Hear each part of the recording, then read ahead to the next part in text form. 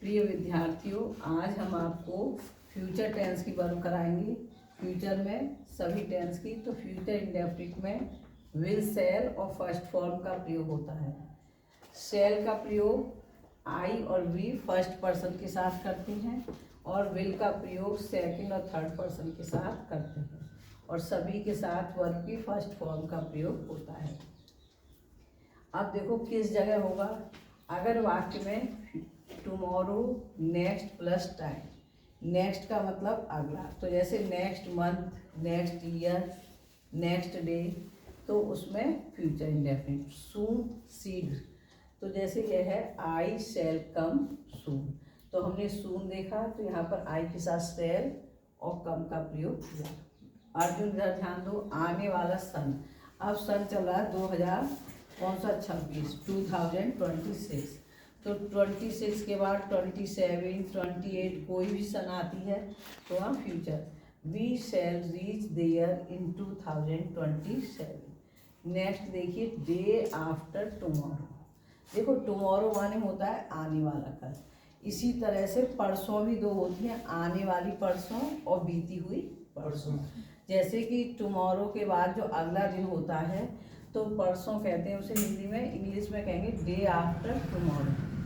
तो you will arrive their day after tomorrow, तो हमने डे आफ्टर टुमारो देखा, तो यहाँ पर विल और अराइव करते हैं। अब देखो ये कंडीशनल सेंटेंस होते हैं। कंडीशनल क्या होती है? शर्त होती है। तो कंडीशनल में इफ, अनलेस, अनलेस माने यदि नहीं, इन केस यदि, व्हेन जब, अगर ये सब वाक्य के प्रारंभ में हो, और ऐसे वाक्यों में दो उपवाक्य होते हैं, तो इन शब्दों से प्रारंभ उपवाक्य है तो वह किस में होगा बच्चों? प्रेजेंट इंडेफिनिट में। और दूसरा उपवाक्य इसमें होगा फ्यूचर इंडेफिनिट में। जैसे if you come, comma I shall गो, तो हमने देखा इफ वाले वाक्य में प्रेजेंट इंडेफिनिट है, तो अगले वाले उपवाक्य, वाक्य तो पूरा एक है, इसके दो उपवाक्य हैं, ये प्रथम उपवाक्य, ये द्वितीय। तो इसमें जब प्रेजेंट इंडेफिनिट है तो दूसरे में फ्यूचर इंडेफिनिट। तो if you come I shall गो, अगर इसी जगह अनलेस होता तो अनलेस का अर्थ होता है यदि नहीं। अनलेस यू कम, तो फिर यहाँ पर आई शैल नॉट गो होता बच्चों। इन केस में, in case you come I shall go. When माने जब, तो when you come I shall गो। अगर इनकी जब हिंदी हम बनाएंगे तो दोनों में फ्यूचर इंडेफिनिट। जैसे यह है if you come I shall गो, तो हिंदी में से कहेंगे यदि तुम आओगे तो मैं जाऊँगा। तो के लिए केवल कॉमा लगता है, और इंग्लिश बनाने पर इफ़ वाला वाक्य, यदि वाला वाक्य प्रेजेंट इंडेफिनिट में उपवाक्य और दूसरा उपवाक्य फ्यूचर इंडेफिनिट। अब देखिए फ्यूचर परफेक्ट, इसमें विल हैव और शैल है और वर्ब की थर्ड फॉर्म कब प्रयोग होगी? तो यदि वाक्य के बीच में आफ्टर हो तथा एक उपवाक्य प्रेजेंट इंडेफिनिट में है तो दूसरा उपवाक्य फ्यूचर परफेक्ट में होगा। जैसे ये देखिए यहाँ पर बिफोर दिया है ना। अब इसमें बच्चों थोड़ी मिस्टेक हो गई है, दोनों में हमने आफ्टर लिख दिया है, यहाँ पर बिफोर आएगा। बिफोर है ना, तो यहाँ पर बीच में बिफोर दिया है और ये वाला उपवाक्य किसमें है? प्रेजेंट इंडेफिनिट में।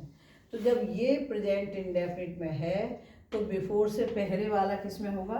फ्यूचर परफेक्ट में। इसमें जब कंडीशनल सेंटेंस होते हैं तो हम एक तरफ का वाक्य देखकर दूसरी तरफ के वाक्य को पहचानना। जब यहाँ प्रेजेंट इंडेफिनिट है तो यहाँ फ्यूचर परफेक्ट होगा। तो she will have come before they read. अब देखो यदि वाक्य के बीच में आफ्टर हो, है ना, तथा पहला उपवाक्य किसमें हो? प्रेजेंट इंडेफिनिट में। जैसे ये ही कम्स दिया है तो ही के साथ फर्स्ट फॉर्म में एस या एस, तो ये वाक्य किसका माना जाएगा? प्रेजेंट इंडेफिनिट का। तो बाद वाला फ्यूचर परफेक्ट में होगा। अब बाद वाला ये है, तो इफ नहीं है इसमें, ये he comes after you will have gone. तो यहाँ पर कम्स होने के कारण यहाँ पर विल हैव गॉन हुआ, क्योंकि ये इस तरह के आफ्टर वाले वाक्य, बिफोर वाले वाक्य किसमें होते हैं, पास्ट परफेक्ट में भी होते हैं, है ना। तो उसमें क्या होता है, पहला हिस्सा पास्ट इंडेफिनिट, दूसरा पास्ट परफेक्ट। लेकिन जब हम देखते हैं कि यहाँ पर प्रेजेंट इंडेफिनिट है तो दूसरे हिस्से को हम फ्यूचर परफेक्ट में। अब देखिए ट्रांसलेशन में, एक्स्ट्रा रूल में कल हमने आपको कराया था प्रेजेंट इंडेफिनिट, तो उसकी और इसकी पहचान लगभग बराबर ही है। प्रेजेंट इंडेफिनिट में आ जाता है, ई जाती है, ए जाते हैं, लेकिन पास्ट इंडेफिनिट में आ जाता था, ई जाती थी, ए जाती थी। तो देखो सब्जेक्ट के बाद was were, third form, complement, by, object है। अब देखो कभी कभी क्या होता है, बाई प्लस ऑब्जेक्ट नहीं होता है, केवल कितना हिस्सा आता है, सब्जेक्ट, वॉज वर और थर्ड फॉर्म। जैसे इस वाक्य में है, ऐसा सुना जाता था, तो इन वाक्यों में ऐसा लिखा जाता था, ऐसा लिखा जाता, तो ऐसा की अंग्रेजी मानी जाती है इट। इट वॉज हर्ड, की के लिए दैट, हम वीर थे, वी वर ब्रेव। अब देखो क्या कहानियाँ लिखी जाती थी, तो इसमें भी आपका बाई प्लस ऑब्जेक्ट नहीं है, तो वर द स्टोरीज रिटन। अब देखो किसके द्वारा गाने गाए जाते थे, तो किसके द्वारा जो शब्द है वो किसकी जगह बना हुआ है, हु की जगह, है ना। तो हु को हम किस में बदल देते हैं, बाई हु में, है। तो किसके द्वारा गाने गाए जाते थे, बाय हुम वर सॉन्ग्स संग। यहाँ पर जो सॉन्ग है वो सब्जेक्ट बन गया है और सिंग की थर्ड फॉर्म सन का। अब हम आपसे पूछेंगे, आप बताएंगे। देखो इसमें नेक्स्ट वीक दिया है, तो आई डू, तो क्या आएगा यहाँ पे, फ्यूचर इंडेफिनिट है, आई के साथ क्या लगेगा, विल या शैल, तो I shall do it next week. अब देखो अनलेस यू प्ले, तो ये प्रेजेंट इंडेफिनिट में है, तो जब ये प्रेजेंट इंडेफिनिट में है तो यहाँ पर क्या होगा बच्चों, वी देयर, प्ले का से पहले क्या प्रयोग करेंगे आप, शैल नॉट, हाँ, वी शैल प्ले देयर। अब देखो सी सिंग्स, ये है प्रेजेंट इंडेफिनिट, यहाँ पर आफ्टर दे दिया, तो अब यहाँ कौन सी वर्ब का कैसा रूप प्रयोग करेंगे, हाँ, they will have taught, teach की थर्ड फॉर्म टॉट। अब देखो योगी यू डे आफ्टर टुमारो, तो डे आफ्टर टुमारो ये हो गया आपका परसों, तो यहाँ पर क्या आएगा, एक वचन है, प्ले से पहले क्या प्रयोग करोगे, विल, है ना। तो Yogi will play with you, with रह गया बच्चों इसमें, तुम्हारे साथ, है ना। Yogi will play with you day after tomorrow. अब देखो इसमें है सीमा, अब रन, अब ये आने वाली वर्ष दी है ना, 2028, तो यहाँ पर जब 2028 है तो ये फ्यूचर कौन सा हो गया तुम्हारा, फ्यूचर इंडेफिनिट, तो सीमा विल रन, तो लेकिन ये फ्यूचर इंडेफिनिट नहीं है बच्चों, इसमें सिंस दे दिया है ना। सिंस और फॉर जिसमें लगा होता है वो कौन सा टेंस माना जाएगा आपका, वो आएगा आपका फ्यूचर परफेक्ट कंटिन्यूअस।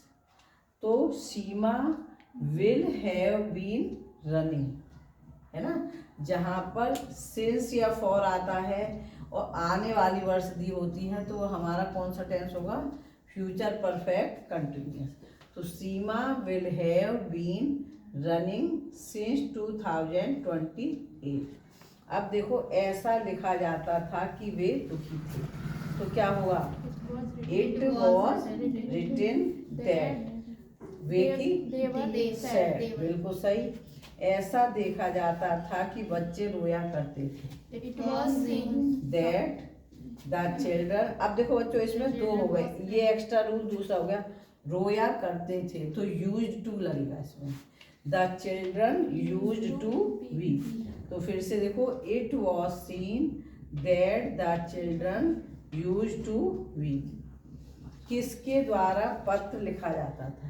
तो किसके द्वारा? By whom was a letter है, by whom was a letter written, write की थर्ड फॉर्म written। क्या पत्ते तोड़े जाते थे? तो पत्ते बहुवचन है, तो क्या आएगा? was या वर? तो वर द लीव्स है, क्या हो जाएगा? plucked। राधा के द्वारा फूल नहीं तोड़े जाते थे। तो देखो पहले यहाँ से शुरू होगा, बाई राधा नहीं आएगा शुरू में, क्या आएगा? Flowers. Flowers were not plucked by Radha. अब देखो ही सेड टू मी, तो आप देखो ये आपका प्रश्नवाचक वाक्य है, तो सेड टू को किस बदलेंगे? आस्क्ड। He asked me, और who will, that नहीं लगेगा, who से ही जुड़ेगा, लेकिन will की जगह क्या हो जाएगा? would। तो he asked me, यहाँ से इन्वर्टेड कॉमा हट जाएंगे दोनों।